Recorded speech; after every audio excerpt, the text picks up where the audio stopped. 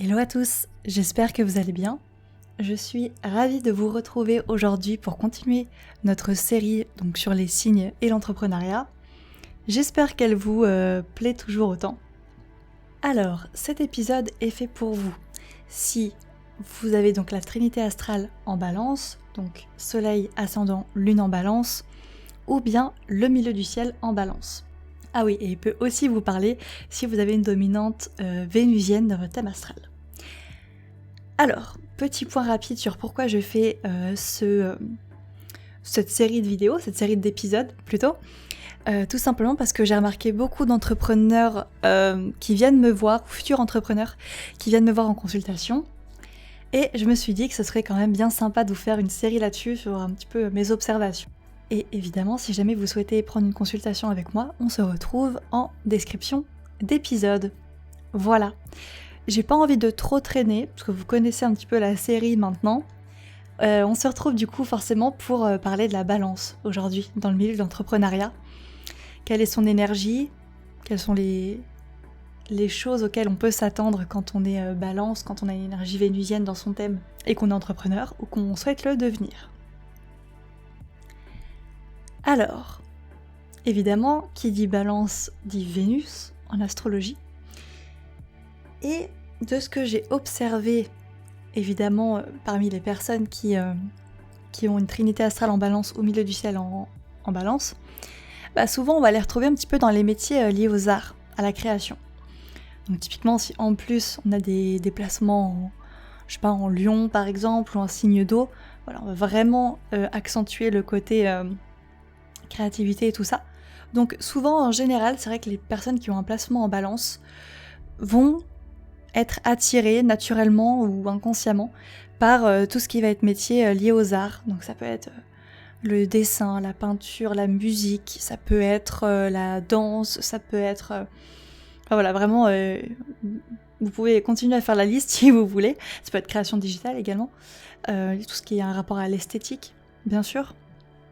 Mais comme on parle de Vénus, là en l'occurrence, Vénus, voilà, un côté très épicurien, très muse en fait, finalement.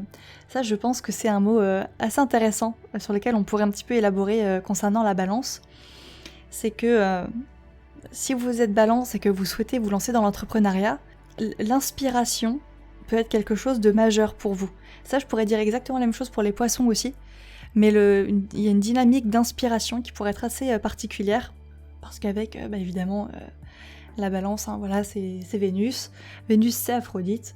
Donc, si jamais ça vous parle que vous êtes artiste ou que sais-je, bon, peut-être que la dynamique d'être inspiré par quelque chose pourrait être particulièrement important ou voilà, quelque chose de particulièrement fertile pour vous. Encore une fois, surtout si vous êtes dans un domaine artistique. Bon, ça c'était un petit peu pour voir les domaines dans lesquels on pouvait retrouver la balance. Donc évidemment, si vous avez une Vénus importante dans votre thème, ou bien voilà, que vous avez la Trinité, milieu du ciel en balance, on peut également vous retrouver dans tout ce qui est relations sociales, évidemment. Dans tout ce qui est le relationnel, l'aide à la personne. Pas vraiment l'aide, c'est pas vraiment une dynamique d'aide là, en l'occurrence, sauf si vous avez des placements dans l'axe Vierge-Poisson. Mais disons qu'avec la balance, en fait, c'est juste qu'on aimera être avec les autres, en général. La balance, c'est vraiment le signe du relationnel, pour le coup, de la dynamique un petit peu du face-à-face, comme ça, pas forcément du duo, quoique ça, c'est un mot-clé dont on va parler juste après, mais le relationnel, les métiers de clientèle, de relationnel, tout ça, c'est des métiers qui pourront sûrement plaire aux balances et qui... évidemment leur plairont naturellement. Évidemment, avec les balances, on peut aussi les retrouver dans les domaines liés au bien-être, tout ça, donc encore une fois Vénus. Dans certains cas, alors là c'est vraiment particulier et ça pourrait être aussi le cas pour les taureaux, et je pense que c'est plutôt les taureaux que les balances, mais bon, je vous le dis quand même.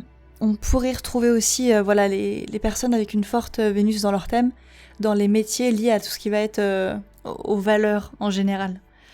Donc ça peut être la gestion financière ou ce genre de choses. Bon, c'est pareil, les Gémeaux, on pourrait aussi beaucoup les retrouver là-dedans.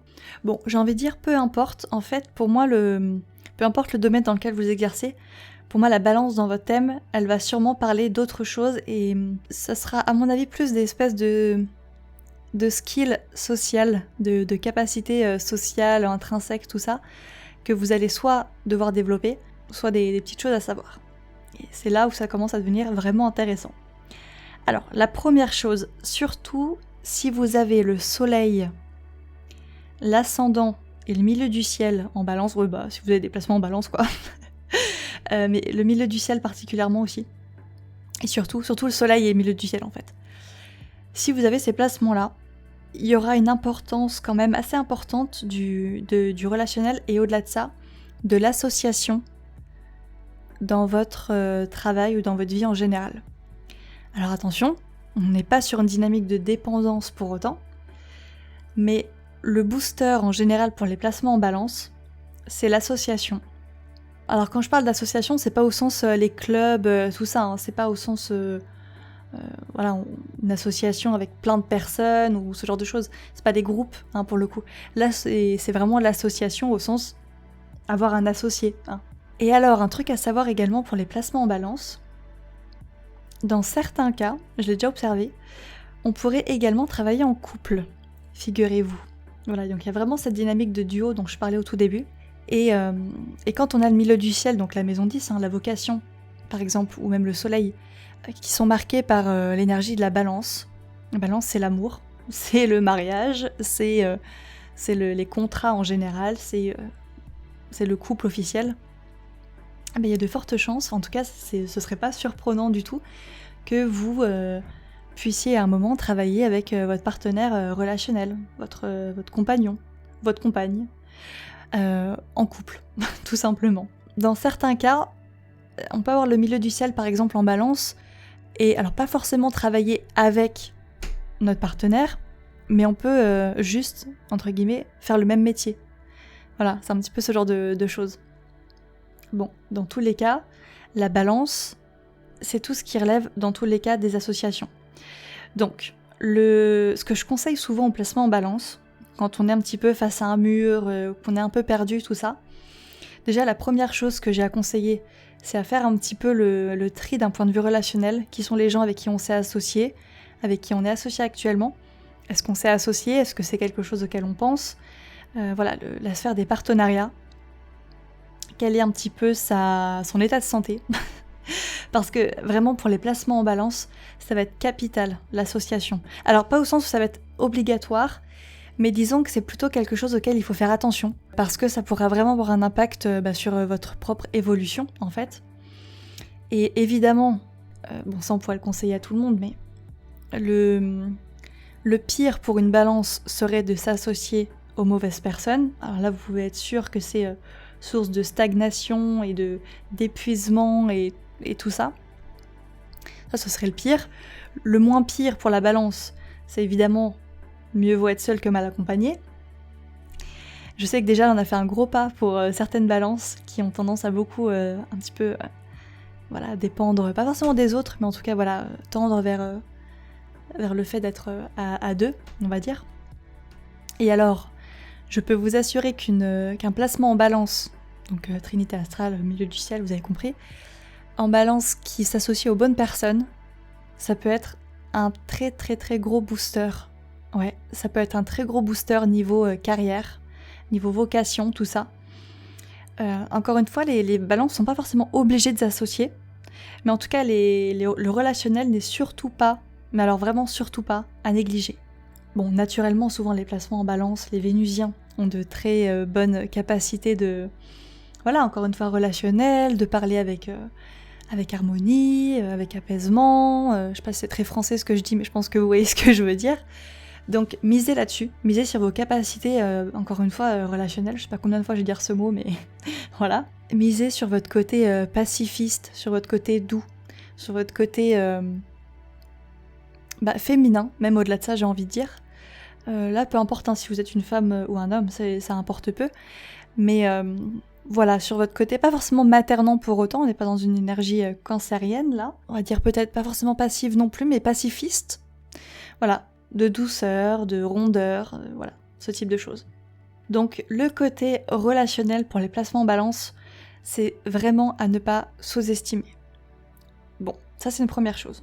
La deuxième petite chose que j'ai pu remarquer chez les placements en balance, et ça c'est vous qui me l'avez dit en fait quand je vous ai fait participer sur les réseaux, quand je vous ai posé la question un petit peu de savoir comment vous viviez vos placements en balance, vous avez été beaucoup à me dire que vous étiez un petit peu le cul entre deux chaises sur vos choix de vie, sur vos choix de carrière.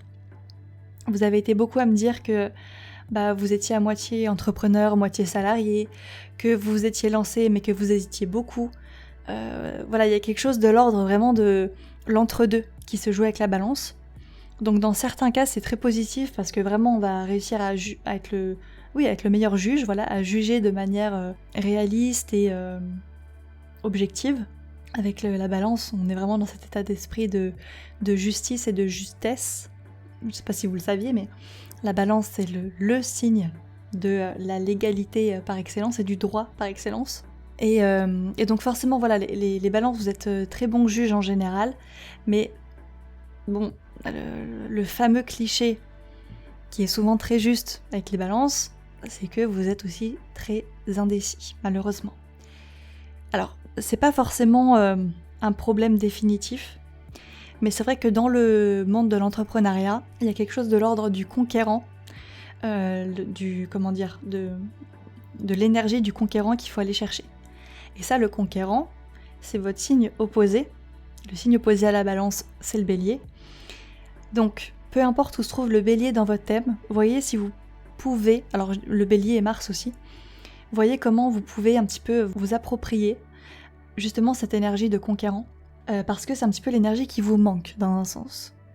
Le fait d'être sûr de cette décision, le fait de se dire « Ok, j'ai pris cette décision-là, je l'assume jusqu'au bout », je sais que c'est très difficile pour les vierges, parce qu'on va être un petit peu dans ce désir de vouloir bien faire à tout prix. Pour moi, c'est pas vraiment du perfectionnisme, sauf si vous avez des placements en vierge, mais c'est plutôt un espèce de désir de justesse, de faire absolument le bon choix. Chez la balance, il y a vraiment cet archétype de la balance, justement, au sens l'objet du terme, et donc forcément on va prendre en compte toutes les options, beaucoup en tout cas, ou au moins 2, et peser le pour et le contre, etc. Mais encore une fois, le problème, c'est que dans l'entrepreneuriat, c'est un peu une énergie qui a tendance à nous faire stagner, en fait. Alors, encore une fois, les balances, je sais pas pourquoi j'ai envie de dire les vierges depuis tout à l'heure, les balances, je vous encourage vraiment à vous appuyer sur vos placements en feu, votre placement de Mars dans votre thème astral, voire même dans certains cas de Saturne, pour le côté, on va dire, pour le côté détaché, pour le côté froid dans la prise de décision. Bon, encore une fois, la balance peut être très bonne dans certains domaines et dans certains cas, ça peut être un petit peu un obstacle dans l'entrepreneuriat. Donc là, pour le coup, il faudrait vraiment voir votre thème astral, voir en détail ce qu'il a à nous dire. Mais c'est vrai que chez les vierges entrepreneurs que j'ai pu un petit peu observer, il y a toujours un petit peu ce côté, pas forcément volatile, mais ce côté... voilà, je me suis lancée, et puis après, une semaine après, je me suis découragée. Voilà, je me suis lancée dans un nouveau truc, et puis après, j'ai eu un moment de plombage, 5 minutes après. Il y a un truc très... ouais, un peu volatile comme ça, où vraiment on va avoir un peu rapidement peur de son choix. Je pense que les balances, c'est votre principal défi. C'est d'assumer pleinement vos choix et d'y aller à fond. Alors, encore une fois, je sais que c'est pas forcément évident pour vous, mais moi, ce que j'aurais tendance à vous dire, c'est... Parce que c'est un petit peu un cercle vicieux aussi, par exemple. Est-ce que le fait d'être un petit peu trop dans la nuance, d'être un petit peu trop dans le « est-ce que j'ai pris la bonne décision ?» justement, ça vous fait pas stagner d'autant plus, et du coup, ça vous fait pas douter d'autant plus. Alors, moi, ce que j'aurais tendance à vous dire, et c'est là où vraiment l'association peut être vraiment une source de motivation, c'est si à un moment vous sentez que vous doutez. Alors, je parle d'association, mais c'est pas forcément que le fait d'avoir un associé, ça peut juste être votre couple, même si votre conjoint n'a rien à voir avec votre travail. Regardez un petit peu l'impact de vos relations sur votre travail. Parce que souvent, il y aura un espèce de lien entre les deux. Surtout au milieu du ciel, soleil en balance. Et moi, j'aurais tendance à vous dire, vraiment, les balances, essayez d'avoir au maximum autour de vous des personnes qui sont un petit peu même, vous savez, craquettes comme ça, ou juste très spontanés, enfin voilà, des béliers autour de vous, des sagittaires autour de vous, des lions, des personnes qui ont un fort Mars comme ça, ou juste des entrepreneurs, j'en sais rien. Mais inspirez-vous de personnes qui ont une énergie vraiment d'action, en fait. Peut-être pas forcément que dans votre entourage, si vous avez personne autour de vous qui a cette vibe-là, dont vous pouvez un petit peu vous inspirer, ça peut être du contenu sur internet, j'en sais rien, podcast, bref, n'importe quoi. Mais essayez de trouver une source de motivation, les balances, parce que sinon vous pourrez peut-être tomber un petit peu dans la torpeur, comme ça, dans le « ah non, je vais pas y arriver », voilà, bon. Ce serait un petit peu votre défi, je pense, à ce niveau-là. Bon, sinon les balances, c'est vrai que vous êtes particulièrement aussi sensible à tout ce qui est l'esthétique. J'en ai entendu quelques-unes parmi vous, enfin j'en ai lu quelques-unes parmi vous qui m'ont raconté que forcément le côté esthétique comptait énormément. Donc forcément on peut vous retrouver aussi dans tout ce qui est métier de... comment lié à l'esthétique, bon voilà, vous avez compris, au visuel... tout ça. Mais ouais, je reviens vraiment à ce que je disais un petit peu parce que je pense que c'est vraiment le plus important. Là, je vous partage ça parce que j'avais ça en tête tout de suite. Mais pour moi, le défi de la balance, vraiment, c'est l'entourage pour vous. Le couple, le partenariat ou les partenariats, c'est les personnes que vous avez dans votre cercle proche. Checkez un petit peu les personnes qui vous inspirent. Trouvez-vous des personnes vraiment qui vous tirent vers le haut. Pas pour le côté inspiration, quoi qu'il pourrait y avoir de ça, mais surtout pour le côté... il faut pas que les personnes autour de vous vous fassent douter de vos propres compétences. C'est vraiment ça le truc, parce que sinon vous allez peut-être tomber dans le côté justement de la balance, au sens est-ce que j'ai fait le bon choix, au sens indécis, doute, tout ça. Ce qui pourrait être vraiment un petit peu votre pire ennemi, les balances. Pourtant, vous avez quand même de très belles choses à offrir au monde. Hein. Donc voilà, quand je vous ai lu les balances, il y avait beaucoup cette dynamique d'hésitation et de peur qui revenait. Donc je pense que mon principal conseil pour vous pour cet épisode, c'est vraiment d'avoir des personnes motivantes autour de vous. Soit il y a personne, bon c'est pas dramatique et dans ce cas-là vous pouvez aller chercher des créateurs de contenu sur internet, des entrepreneurs, j'en sais rien, bref des personnes qui vous motivent, qui vous drivent. Soit vraiment, si vous ne pouvez compter que sur vous-même, allez chercher dans votre Mars, dans votre thème astral, voir un petit peu ce qu'il a à nous raconter, dans votre énergie de feu, si vous avez des signes de feu dans votre thème. Mais voilà, ça c'est vraiment, je pense, le focus majeur pour vous. On pourrait le donner à tout le monde, j'ai envie de dire ce conseil, mais vous particulièrement, parce que sinon vous allez trop tomber dans l'hésitation, dans la décision et vous allez stagner. Voilà. C'était vraiment mon conseil pour les balances qui veulent se lancer dans l'entrepreneuriat. Bon, si tout se passe bien pour vous, j'ai envie de dire, parfait, nickel, vous êtes bien lancés et c'est tout ce qu'on veut. Donc voilà, 20 minutes de podcast juste pour vous dire que il faut bien réfléchir aux personnes que vous avez autour de vous. Voilà. Je pense qu'on a fini pour aujourd'hui. J'espère que l'épisode vous a plu, évidemment. Si c'est le cas, n'hésitez pas à le partager, à me laisser un petit like sur YouTube, tout ça. Si évidemment vous avez une copine balance qui hésite, mot-clé, à se lancer, vous n'hésitez surtout pas à lui envoyer ce petit épisode.